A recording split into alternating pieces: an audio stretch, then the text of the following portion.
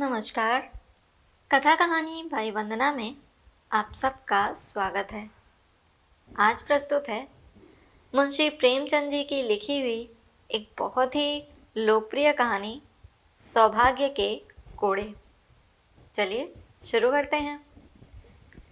लड़के क्या अमीर के हों क्या गरीब के, विनोदशील हुआ ही करते हैं। उनकी चंचलता बहुधा उनकी दशा और स्थिति की परवाह नहीं करती। नथुआ के माँ बाप दोनों मर चुके थे। अनाथों की भांति वह राय भोलानाथ के द्वार पर पड़ा रहता था। राय साहब दयाशील पुरुष थे। कभी कभी एक आधा पैसा दे देते। खाने को भी घर में इतना जूठा बचता था कि ऐसे ऐसे कई अनाथ अफर सकते थे। पहनने को भी उनके लड़कों के उतारे मिल जाते थे। इसलिए नथुआ अनाथ होने पर भी दुखी नहीं था। राय साहब ने उसे एक ईसाई के पंजे से छुड़ाया था। इन्हें इसकी परवाह न हुई कि मिशन में उसकी शिक्षा होगी, आराम से रहेगा। उन्हें ये मंजूर था कि वह हिंदू रहे। अपने घर के जूठे भोजन को वह मिशन के भोजन से कहीं पवित्र मानते थे। उनके कमरों की सफाई मिशन की पाठशाला की पढ़ाई से कहीं बढ़कर थी। हिंदू रहे, चाहे जिस दशा में रहे। ईसाई हुआ तो फिर सदा के लिए हाथ से निकल गया। नथुआ को बस राय साहब के बंगले में झाड़ू लगा देने के सिवाय और कोई काम न था। भोजन करके खेलता फिरता था। कर्मानुसार ही उसकी वर्ण व्यवस्था भी हो गई। घर के अन्य नौकर चाकर उसे भंगी कहते थे और नथुआ को इसमें कोई ऐतराज न होता था। नाम की स्थिति पर क्या असर पड़ सकता है, इसकी उस गरीब को कुछ खबर न थी। भंगी बनने में कुछ हानि भी न थी। उसे झाड़ू देते समय कभी पैसे पड़े मिल जाते और कभी कोई और चीज। इससे वह सिगरेट लिया करता था। नौकरों के साथ उठने बैठने से उसे बचपन में ही तंबाकू, सिगरेट और पान का चस्का पड़ गया। राय साहब के घर में यूं तो बालकों और बालिकाओं की कमी न थी। दर्जनों भांजे भतीजे पड़े रहते थे, पर उनकी निज की संतान केवल एक पुत्री थी, जिसका नाम रत्ना था। रत्ना को पढ़ाने को दो मास्टर थे। एक मेम साहब अंग्रेजी पढ़ाने आया करती थी। राय साहब की हार्दिक अभिलाषा थी कि रत्ना सर्वगुण आगरी हो और जिस घर में जाए उसकी लक्ष्मी बने। वह उसे अन्य बालकों के साथ न रहने देते।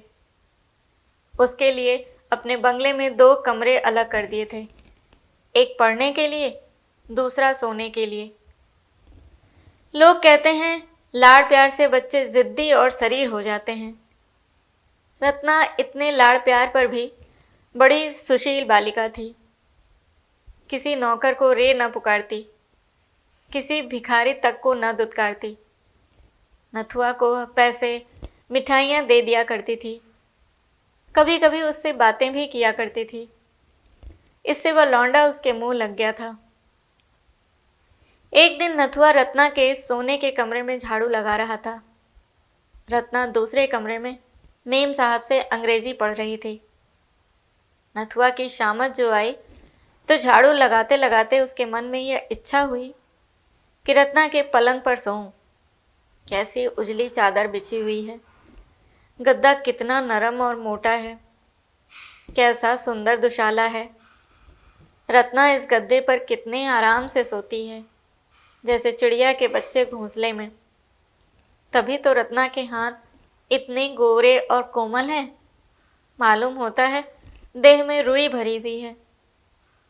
यहाँ कौन देखता है? यह सोचकर उसने पैर फर्श से पोंछे और चटपट पलंग पर आकर लेट गया और दुशाला ओढ़ लिया। गर्व और आनंद से उसका हृदय पुलकित हो गया। वह मारे खुशी के 2-3 बार पलंग पर उछल पड़ा। उसे ऐसा मालूम हो रहा था मानो मैं रुई में लेटा हूँ। जिधर करवट लेता था देह अंगुल भर नीचे धंस जाती थी। यह स्वर्गीय सुख मुझे कहाँ नसीब। मुझे भगवान ने राय साहब का बेटा क्यों न बनाया। सुख का अनुभव होते ही उसे अपनी दशा का वास्तविक ज्ञान हुआ और चित्त क्षुब्ध हो गया।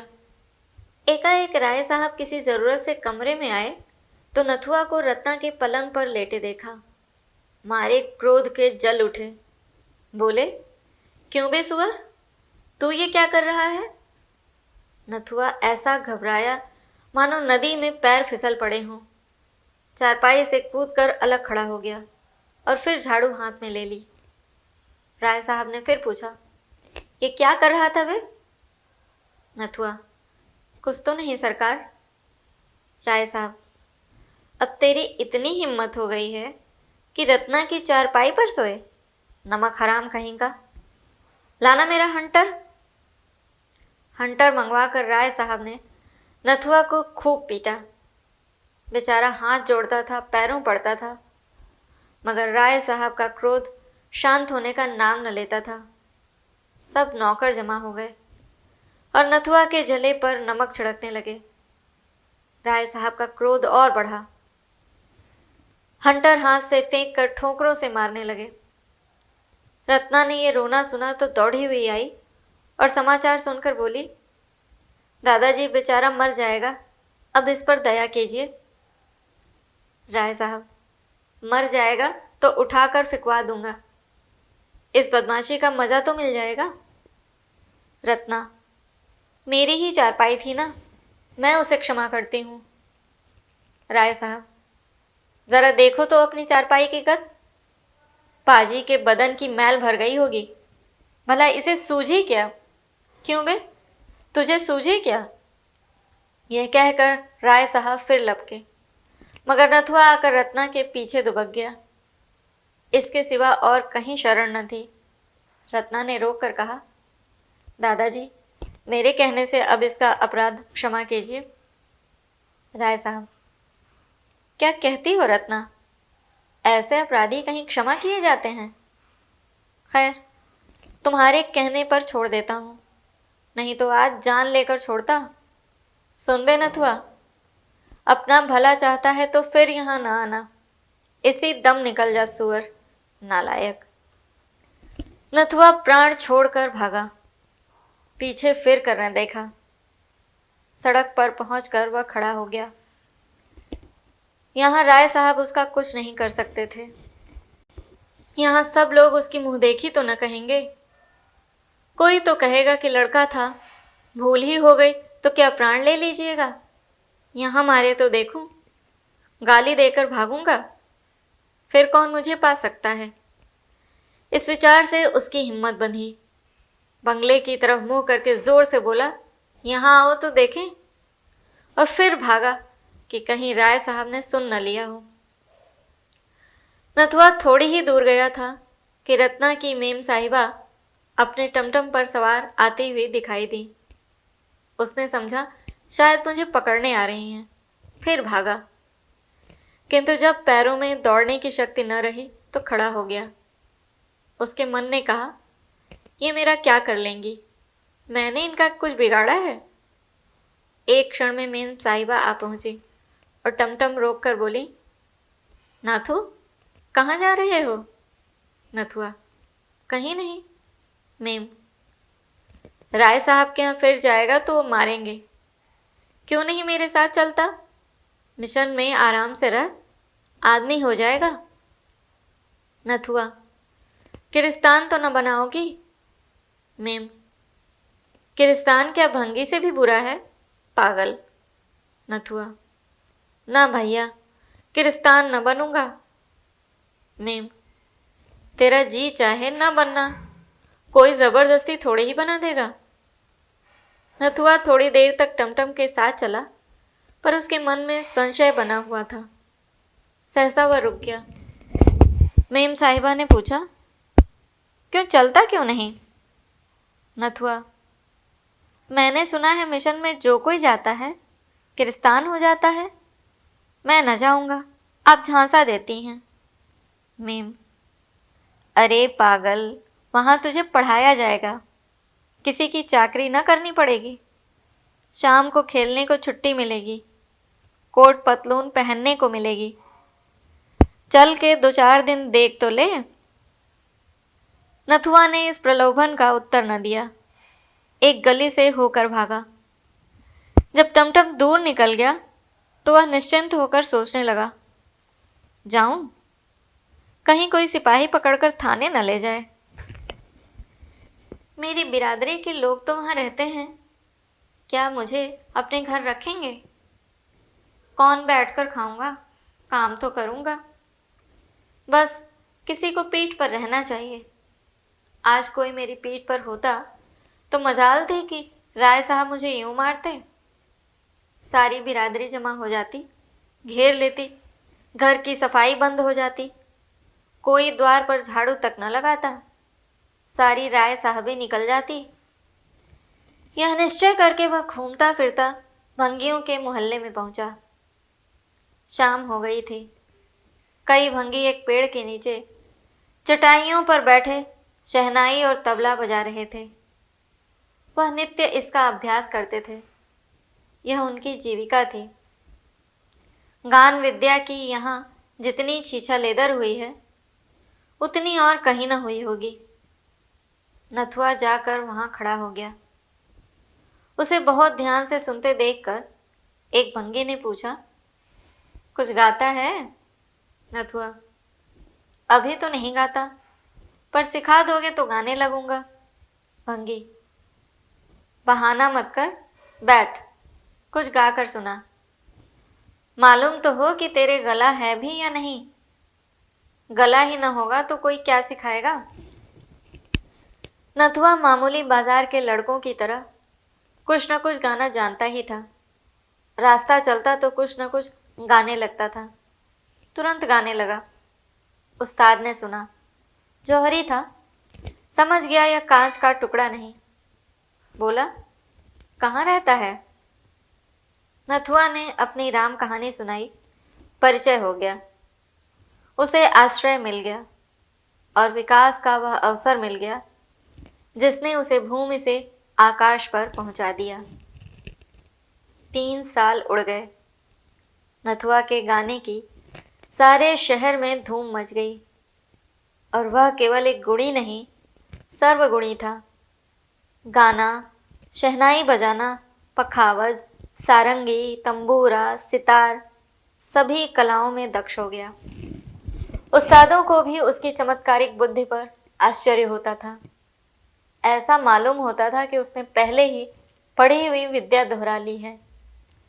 लोग 10-10 सालों तक सितार बजाना सीखते रहते हैं और नहीं आता। नथुआ को 1 महीने में उसके तारों का ज्ञान हो गया। ऐसे कितने ही रत्न पड़े हुए हैं जो किसी पारखी से भेंट न होने के कारण मिट्टी में मिल जाते हैं। संयोग से इन्हीं दिनों ग्वालियर में एक संगीत सम्मेलन हुआ। देश देशांतरों से संगीत के आचार्य निमंत्रित हुए।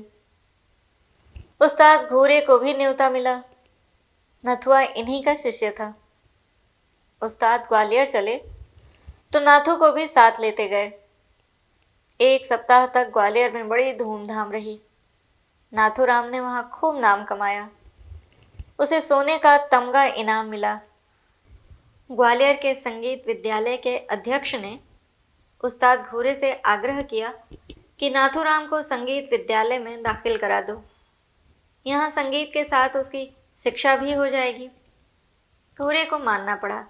नाथूराम भी राजी हो गया। नाथूराम ने 5 वर्षों में विद्यालय की सर्वोच्च उपाधि प्राप्त कर ली। इसके साथ साथ भाषा, गणित और विज्ञान में उसकी बुद्धि ने अपनी प्रखरता का परिचय दिया। अब वह समाज का भूषण था। कोई इससे न पूछता था कौन जात हो। उसका रहन सहन, तौर तरीका अब गायकों का सा नहीं, शिक्षित समुदाय का सा था। अपनी सम्मान की रक्षा के लिए वह ऊंचे वर्ण वालों का सा आचरण रखने लगा। मदिरा मांस त्याग दिया। नित्य रूप से संध्योपासना करने लगा। कोई कुलीन ब्राह्मण भी इतना आचार विचार न करता होगा। नाथूराम तो पहले ही उसका नाम हो चुका था। अब उसका कुछ और सुसंस्कार हुआ। वह ना रा आचार्य मशहूर हो गया। साधारणतः लोग आचार्य ही कहा करते थे। राज दरबार से उसे अच्छा वेतन मिलने लगा। 18 वर्ष की आयु में इतनी ख्याति बिरले ही किसी गुणी को नसीब होती है। लेकिन ख्याति प्रेम वह प्यास है जो कभी नहीं बुझती। वह अगस्त्य ऋषि की भांति सागर को पीकर भी शांत नहीं होती। महाशय आचार्य ने यूरोप को प्रस्थान किया। वह पाश्चात्य संगीत पर भी अधिकृत होना चाहते थे। जर्मनी के सबसे बड़े संगीत विद्यालय में दाखिल हो गए और 5 वर्षों के निरंतर परिश्रम और उद्योग के बाद आचार्य की पदवी लेकर इटली की सैर करते हुए ग्वालियर लौट आए। और उसके एक ही सप्ताह के बाद मदन कंपनी ने उन्हें 3000 रुपये मासिक वेतन पर अपनी शाखाओं का निरीक्षक नियुक्त किया। वह यूरोप जाने के पहले ही हजारों रुपए जमा कर चुके थे। यूरोप में भी ओपराओं और नाट्यशालाओं में उनकी खूब आवभगत हुई। कभी कभी एक दिन में इतनी आमदनी हो जाती थी जितनी यहाँ के बड़े से बड़े गवैयों को बरसों में भी नहीं होती। लखनऊ से विशेष प्रेम के कारण उन्होंने वहीं निवास करने का निश्चय किया। आचार्य महाशय लखनऊ पहुँचे तो उनका चित्त गदगद हो गया। यहीं उनका बचपन बीता था। यहीं एक दिन वो अनाथ थे।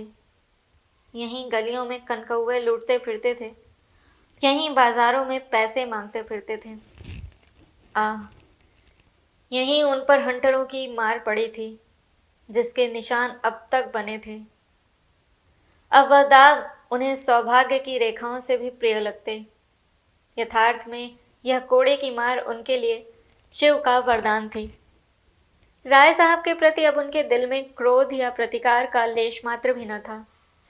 उनकी बुराइयां भूल गई थीं, भलाइयां याद रह गई थीं और रत्ना तो उन्हें दया और वात्सल्य की मूर्ति सी याद आती।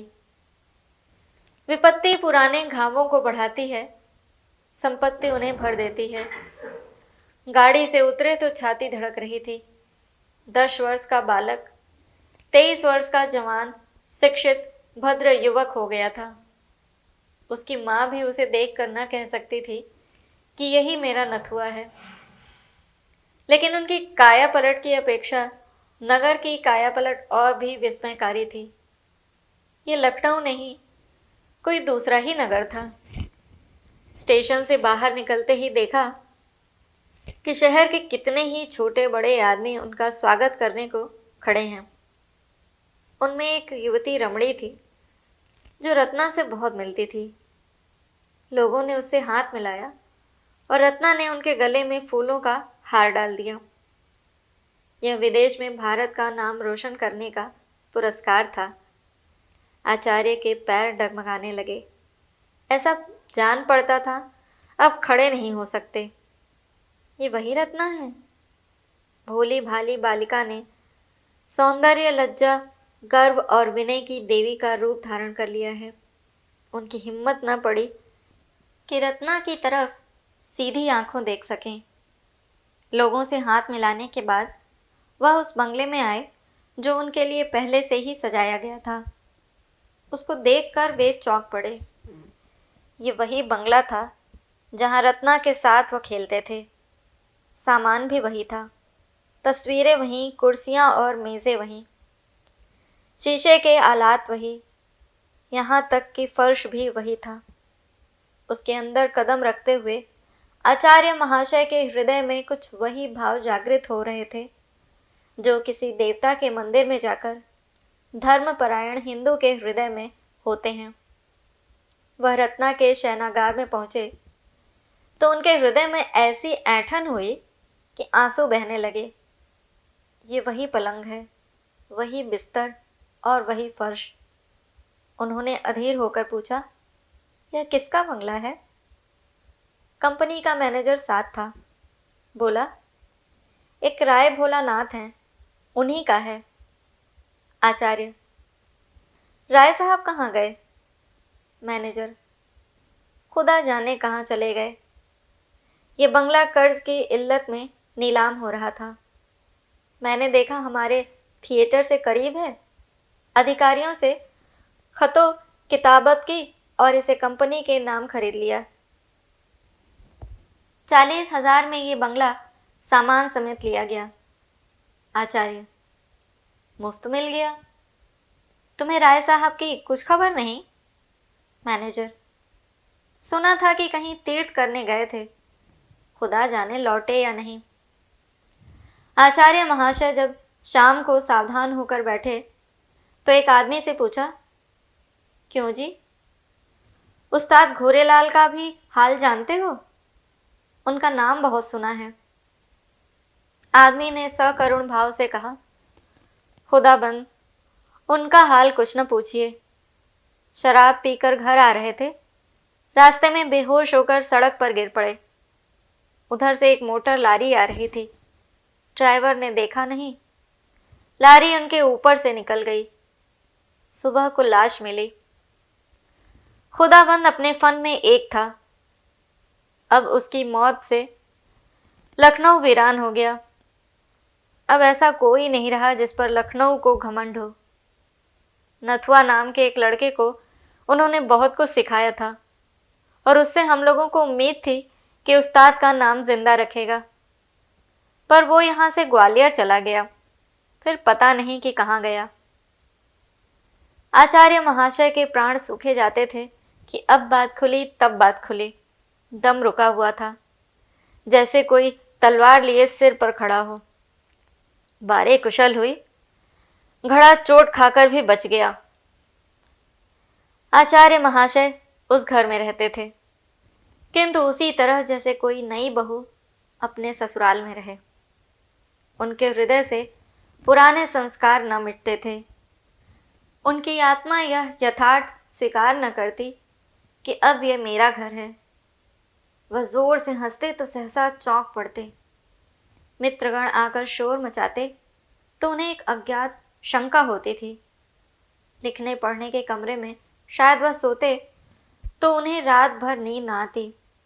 ये ख्याल दिल में जमा हुआ था कि यह पढ़ने लिखने का कमरा है।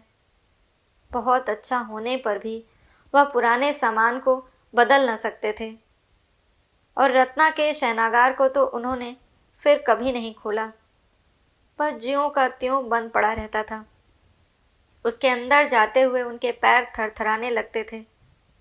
उस पलंग पर सोने का ध्यान ही नहीं आया। लखनऊ में कई बार उन्होंने विश्वविद्यालय में अपने संगीत नैपुण्य का चमत्कार दिखाया।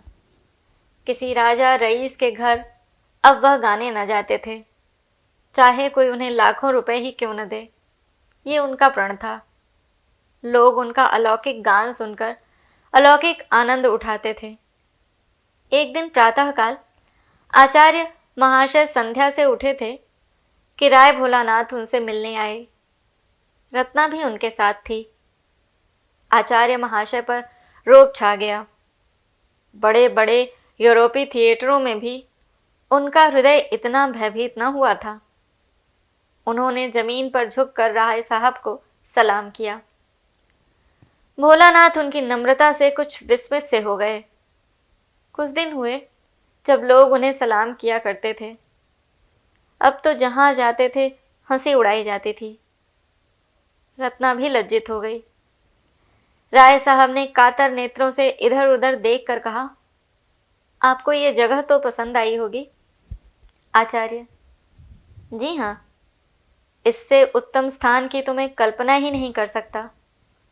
भोलानाथ, ये मेरा ही बंगला है। मैंने ही इसे बनवाया और मैंने ही इसे बिगाड़ भी दिया। रत्ना ने झेंपते हुए कहा, दादाजी, इन बातों से क्या फ़ायदा? भोला, फ़ायदा नहीं है बेटी, नुकसान भी नहीं। सज्जनों से अपनी विपत्ति कहकर चित्त शांत होता है। महाशय, यह मेरा ही बंगला है, या यूं कहिए कि था। 50,000 सालाना इलाके से मिलते थे। कुछ आदमियों की संगत में मुझे सट्टे का चस्का पड़ गया। 2-3 बार ताबड़तोड़ बाजी हाथ आई, हिम्मत खुल गई। लाखों के वारे न्यारे होने लगे, किंतु एक ही घाटे में सारी कसर निकल गई। बधिया बैठ गई, सारी जायदाद खो बैठा। सोचिए, 25 लाख का सौदा था, कौड़ी चित्त पड़ती तो आज इस बंगले का कुछ और ही ठाठ होता।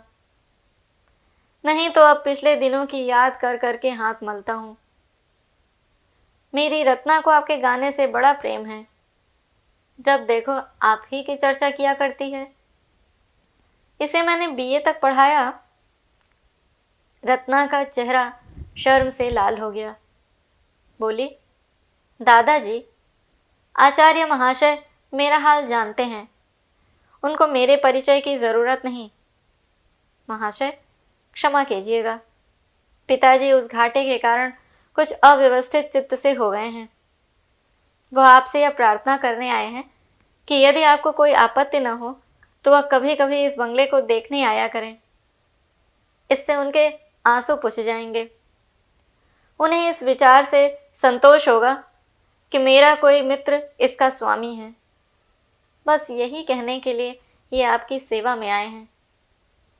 आचार्य ने विनयपूर्ण शब्दों में कहा, इसके पूछने की जरूरत नहीं है, घर आपका है, जिस वक्त जी चाहें शौक से आएं, बल्कि आपकी इच्छा हो तो आप इसमें रह सकते हैं।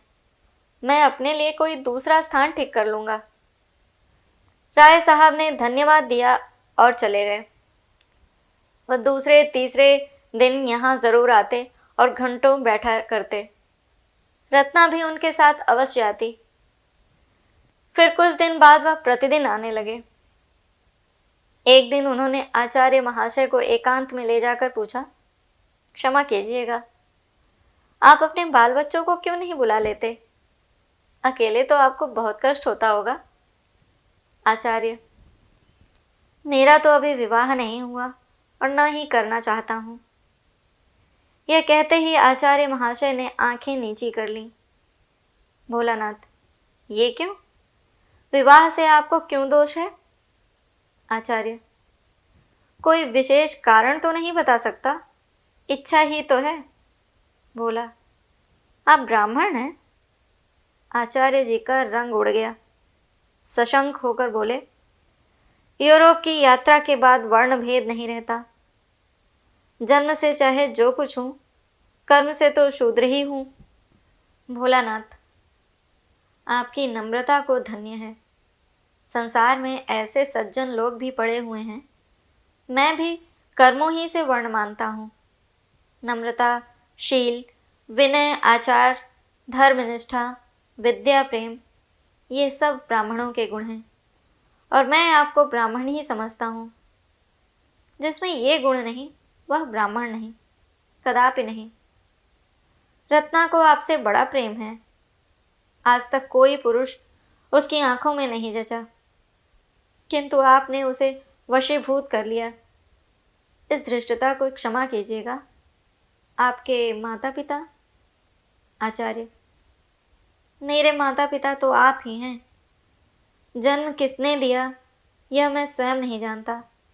मैं बहुत छोटा था तभी उनका स्वर्गवास हो गया। राय साहब, वो आज जीवित होते तो आपको देखकर उनकी गज भर की छाती होती। ऐसे सपूत बेटे कहाँ होते हैं। इतने में रत्ना एक कागज़ लिए हुए आई और राय साहब से बोली, दादाजी, आचार्य महाशय काव्य रचना भी करते हैं। मैं इनकी मेज पर से उठा लाई हूँ। सरोजनी नायडू के सिवा ऐसी कविता मैंने और कहीं नहीं देखी। आचार्य ने छिपी हुई निगाहों से एक बार रत्ना को देखा और झींपते हुए बोले, बस यूं ही कुछ लिख लिया था, मैं काव्य रचना क्या जानूं। प्रेम से दोनों विह्वल हो रहे थे। रत्ना गुणों पर मोहित थी, आचार्य उसके मोह के वशीभूत थे। अगर रत्ना उनके रास्ते में न आती तो कदाचित वह उससे परिचित भी न होते। किंतु प्रेम की फैली हुई बाहों का आकर्षण किस पर न होगा। ऐसा हृदय कहाँ है जिसे प्रेम न जीत सके। आचार्य महाशय बड़ी दुविधा में पड़े हुए थे। उनका दिल कहता था, जिस क्षण रत्ना पर मेरी असलियत खुल जाएगी उसी क्षण वह मुझसे सदैव के लिए मुंह फेर लेगी। वह कितनी ही उदार हो, जाति के बंधन को कितना ही कष्टमय समझती हो, किंतु उस घृणा से मुक्त नहीं हो सकती जो स्वभावतः मेरे प्रति उत्पन्न होगी। मगर इस बात को जानते हुए भी उनकी हिम्मत न पड़ती थी कि अपना वास्तविक स्वरूप खोल कर रख दें। यदि घृणा ही तक होती तो कोई बात न थी, मगर उसे दुख होगा, पीड़ा होगी, उसका हृदय विदीर्ण हो जाएगा। उस दशा में न जाने क्या कर बैठे। उसे इस अज्ञात दशा में रखते हुए प्रणय पाश को दृढ़ करना उन्हें परले सिरे की नीचता प्रतीत होती थी। यह कपट है, दगा है, धूर्तता है जो प्रेमाचरण में सर्वथा निषिद्ध है। इस संकट में पड़े हुए वह कुछ निश्चय न कर सकते थे कि क्या करना चाहिए। उधर राय साहब की आमदोरफ्त दिनों दिन बढ़ती जाती थी। उनके मन की बात एक एक शब्द से झलकती थी। रत्ना का आना जाना बंद होता जाता था, जो उनके आशय को और भी प्रकट करता था। इस प्रकार 3-4 महीने व्यतीत हो गए। आचार्य महाशय सोचते, ये वही राय साहब हैं जिन्होंने केवल रत्ना की चारपाई पर जरा लेट रहने के कारण मुझे मारकर घर से निकाल दिया था। जब उन्हें मालूम होगा कि मैं वही अनाथ, अछूत, आश्रयहीन बालक हूं, तो उन्हें कितनी आत्मवेदना, कितनी अपमान पीड़ा, कितनी लज्जा, कितनी दुराशा, कितना पश्चाताप होगा। एक दिन राय साहब ने कहा, विवाह की तिथि निश्चित कर लेनी चाहिए। इस लगन में मैं इस ऋण से उऋण हो जाना चाहता हूं। आचार्य महोदय ने बात का मतलब समझकर भी प्रश्न किया, कैसी तिथि? राय साहब, यही रत्ना के विवाह की। मैं कुंडली का कायल तो नहीं, पर विवाह तो शुभ मुहूर्त में ही होगा। आचार्य भूमि की ओर ताकते रहे, कुछ न बोले। राय साहब, मेरी अवस्था तो आपको मालूम ही है।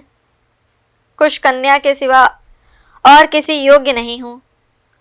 रत्ना के सिवाय और कौन है जिसके लिए उठा रखता। आचार्य महाशय विचारों में मगन थे। राय साहब, रत्ना को आप स्वयं जानते हैं, आपसे उसकी प्रशंसा करनी व्यर्थ है। वह अच्छी है या बुरी है, उसे आपको स्वीकार करना पड़ेगा। आचार्य महाशय की आंखों से आंसू बह रहे थे।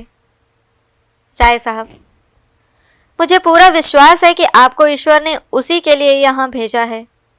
मेरी ईश्वर से यही याचना है कि तुम दोनों का जीवन सुख से कटे। मेरे लिए इससे ज्यादा खुशी की और कोई बात नहीं हो सकती। इस कर्तव्य से मुक्त होकर इरादा है कुछ दिन भगवत भजन करूं। गौण रूप से आप ही उस फल के भी अधिकारी होंगे। आचार्य ने अवरुद्ध कंठ से कहा, महाशय, आप मेरे पिता तुल्य हैं, पर मैं इस योग्य कदापि नहीं हूं। राय साहब ने उन्हें गले लगाते हुए कहा, बेटा, तुम सर्वगुण संपन्न हो, तुम समाज के भूषण हो। मेरे लिए यह महान गौरव की बात है कि तुम जैसा दामाद पाऊं। मैं आज तिथि आदि ठीक करके कल आपको सूचना दूंगा। यह कहकर राय साहब उठ खड़े हुए। आचार्य कुछ कहना चाहते थे, पर मौका न मिला, या यूं कहो हिम्मत न पड़ी। इतना मनोबल न था, घृणा सहन करने की इतनी शक्ति न थी। विवाह हुए महीना भर हो गया। रत्ना के आने से पति गृह उजाला हो गया है और पति हृदय पवित्र। सागर में कमल खिल गया। रात का समय था। आचार्य महाशय भोजन करके लेटे हुए थे, उसी पलंग पर जिसने किसी दिन उन्हें घर से निकलवाया था, जिसने उनके भाग्य चक्र को परिवर्तित कर दिया था। महीना भर से वह अवसर ढूंढ रहे हैं कि वह रहस्य रत्ना को बतला दूं। उनका संस्कारों से दबा हुआ हृदय ये नहीं मानता कि मेरा सौभाग्य मेरे गुणों ही का अनुग्रह है। वह अपने रुपए को भट्टी में पिघलाकर उसका मूल्य जानने की चेष्टा कर रहे हैं, किंतु अवसर नहीं मिलता। रत्ना ज्यों ही सामने आ जाती है वह मंत्रमुग्ध से हो जाते हैं। बाग में रोने कौन जाता है, रोने के लिए तो अंधेरी कोठरी ही चाहिए। इतने में रत्ना मुस्कुराती हुई कमरे में आई। दीपक की ज्योति मंद पड़ गई। आचार्य ने मुस्कुरा कर कहा, अब चिराग गुल कर दूं ना? रत्ना बोली, क्यों, क्या मुझसे शर्म आती है? आचार्य, हाँ, वास्तव में शर्म आती है। रत्ना, इसलिए कि मैंने तुम्हें जीत लिया? आचार्य, नहीं, इसलिए कि मैंने तुम्हें धोखा दिया। रत्ना, तुम में धोखा देने की शक्ति नहीं है। आचार्य, तुम नहीं जानती, मैंने तुम्हें बहुत बड़ा धोखा दिया है। रत्ना, सब जानती हूँ। आचार्य, जानती हो मैं कौन हूँ? रत्ना, खूब जानती हूँ, बहुत दिनों से जानती हूँ। जब हम तुम दोनों इसी बागीचे में खेला करते थे, मैं तुमको मारती थी और तुम रोते थे। मैं तुमको अपनी जूठी मिठाइयाँ देती थी और तुम दौड़ कर लेते थे। तब भी मुझे तुमसे प्रेम था। हाँ, वह दया के रूप में व्यक्त होता था। आचार्य ने चकित होकर कहा, रत्ना, ये जानकर भी तुमने? रत्ना, हाँ, जानकर ही। ना जानती तो शायद ना करती। आचार्य, ये वही चारपाई है। रत्ना, और मैं घाते में। आचार्य ने उसे गले लगाकर कहा, तुम क्षमा की देवी हो। रत्ना ने उत्तर दिया, मैं तुम्हारी चेरी हूँ। आचार्य, राय साहब भी जानते हैं? रत्ना, नहीं, उन्हें नहीं मालूम है। उनसे भूलकर भी न कहना, नहीं तो वह आत्मघात कर लेंगे। आचार्य, वो कोड़े अभी तक याद हैं। रत्ना, अब पिताजी के पास उसका प्रायश्चित करने के लिए कुछ नहीं रह गया। क्या अब भी तुम्हें संतोष नहीं हुआ? तो ये थी मुंशी प्रेमचंद जी की लिखी हुई कहानी सौभाग्य के कोड़े। कैसी लगी मेरी जुबानी बताइएगा ज़रूर। धन्यवाद।